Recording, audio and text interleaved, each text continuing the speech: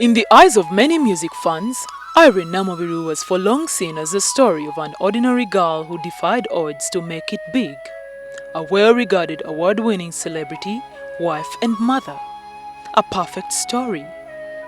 Even after a reported marital breakdown, Irene remained loved, seen more like a victim of the usual complications of cross-racial marriages.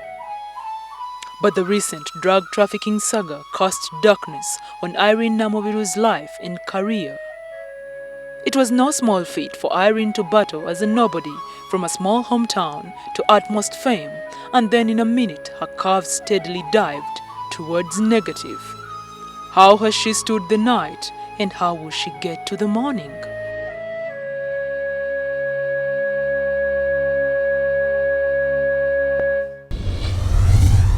Irene, yes or no, did the foodstuffs have any illegal substances? No.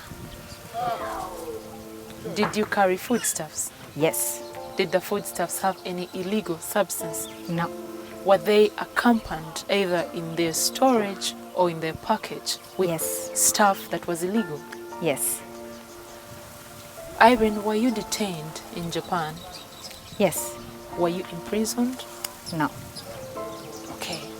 So the details are going to come later on Okay. in the show. We just wanted those answers verbalized, so Yeah. we No, are it's clear good because on our journey. if we had said foodstuff, yet I was busy saying, You know, yeah. yeah. But then you formulated it. well. Okay, please. So, dear viewers, we're going to have the details to those questions as we go on in the show. So, welcome home, Irene, all in all. The songbird had gone to Japan to perform for the Ugandan community there after a lucrative music deal was brokered by Hakim Tumwesije, a Ugandan who somewhat lives and does business in Japan. The weeks before her performance, Irene had been tweeting her excitement and looking forward to the concert in Japan. Little did she know that the devil's clasp fervently awaited her. She has for the last 2 weeks lived through hell following her arrest at Nikita International Airport in Japan in possession of 3 kilograms of MDMA, drugs commonly known as ecstasy, which is crime in Japan and most countries in the world. Irene, tell me, walk me through this journey. Why did you get to Japan and how? And I hear of who was supposed to go and they didn't go. And This is how it started. Around the first week of April, my manager was contacted by Dr. Hildeman, another artist that you know so well, about a show in Japan, if I would be available in May and how much for I would perform. So Thaddeus told me, my manager Thaddeus told me about it. But the first thing I told him to do was to go find out about the promoter and which other artists had been there and the crowd. So it was common practice just to know where am I going. So he went and found out. Actually, he talked to Catherine Kusasira because Catherine had been to Japan, apparently taken by the same promoter. So he asked about the crowd and all that I wanted to know. He was told, the crowd is not so big, but I think you should be paid before you leave. So I don't know at what point, all this he was taking back to Dr. Hildeman. I don't know at what point he started communicating with the promoter in Japan. On the 16th of April, Thaddeus forwarded me an email with an attachment, which was the contract he had signed or he was going to sign with the promoters in Japan. So I looked at it and I was okay with it. They had to give me 75%. So they gave us they gave us 50%. And then around 4 days before I left, they gave him another 25%. Then, of course, I asked questions. Who is going to pick me up from the hotel? What hotel am I going to? Thaddeus sent me all this information. And he didn't tell you about the fact that Hildeman is coming or someone else? Actually, from the time they paid, these guys had already started advertising. I would see posters on Facebook. I didn't know, but I saw my face. I thought somebody was it was just a poster for maybe a disco or something. So Thaddeus told me, in fact, these guys had started advertising already before even paying, which is not correct. But on that poster were 3 people Dr. Hildeman, DJ Michael, and I. A week before my departure, I saw another poster which had only me on it. I never went to ask why the rest were not going because that's not my business. So I left on the 2nd. I had to go. But just an hour before my departure, around midday, coming to midday, Thaddeus called me. He told me, in fact, this guy is saying, if you have space, please take his things for him. I was like, which things? I said, no, I don't take things I don't know. Gendo biwunyisemwe mbwa. Because the reason I said that is because he said things, meaning he didn't know what things they were. And I didn't know how they were packed. I didn't pack them. I travel all the time. I never ever take anybody's things. And Thaddeus insisted, no way, take them, because I know he says I'm very hard to call. Now, I didn't know what kind of relationship he had with whoever he wanted me to carry things for. So I told him no. Then that's when he tells me, no, it's just food. It's just food. In fact, the guy says if they're exceeding kilos, he's willing to pay for them. At the airport, I said, no, I don't have so much. I have like 16 kilos to take. I'm entitled to 46. So I can take maybe into Soko Bikebede. Actually tell them to put matoke because I'm going to Japan. I don't know their food. I fear eating snakes. Take matoke and... In the other guys' things. In the other guys. Baba tekemo, not me buying matoke to carry. Them. Because I was supposed to cater for my food too. So I think he talked to the guy and they said, no, matoke is there. They have matoke in Japan. Just take these things. Thaddeus asked me to call him some minutes before my departure from home. As I was heading to the airport, I called him just before I left, and he said we would meet somewhere. Where he told me to meet him is actually this guy's bond, Kim. Now I know the name because he had sent me, I knew the name because he had sent me a message saying the person picking you up is Kim. He is the organizer, Kim, and his telephone number. He told me he even has a depot, a bond, somewhere near Mirambi on NTV Road. You can park around there, or actually you can get those things from there. But he decided to bring them himself. He said, no, I'll bring them myself. I'll deliver them myself. I parked where he told me. He wasn't there. After 5-6 minutes, he called me. Kim was in Uganda. I don't know Kim. I don't know anything about him, so I don't know whether he was in Uganda or not. I was talking with Thaddeus. The person who had to give you the things. I don't know. Thaddeus had to give me the things. I don't know where he got them from. All I know is that Thaddeus delivered those things. So he calls me after 5 minutes and tells me, come. I'm not around there. I'm at Stella in front of a supermarket called Zabu. And I drove. It's like 1 minute, 2 minutes to that place. I parked. I saw Thaddeus, but I saw somebody else on a border, another man he was talking with. I don't know if this is the person who brought him the things or if it was a border guy. I just saw a guy who didn't talk to me or who I didn't talk to, who never came to my car. Thaddeus comes with a suitcase, an orange suitcase, small, and other things in a polythene bag. I opened for him. He opened the back seat behind the passenger seat. I remained in my seat. Put the suitcase in and opened it. Nangamba olaba mmere. Bino ono maganjo olaba maganjo. And what? There was ghee. There was peanut paste. There was mochuzi mix and coffee. But the other things I didn't see that I discovered there, coffee beans. 2 packs of coffee beans. And yeah, I think that's it. So he closed the suitcase. He lifted, they were in a chikoi. He lifted and I could not see anything else in the suitcase. It was empty. He put back the items and closed. But before that, I had told him, did you make them? Did you make them sniffed by the?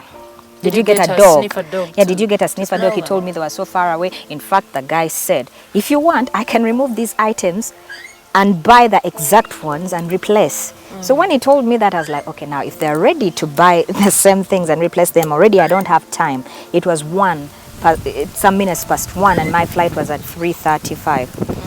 I was like, okay, this Thaddeus, it does my security. I was careful to check to know that it was food, but I didn't check the other items he told me. He said, and these are just pictures, chino chakabaka, chiri cha president. Mbibi kuddeko mbirabye, bino nabikebedde ne mbiraba, but they were sealed in a brown paper, and in a polythene nakumati bag.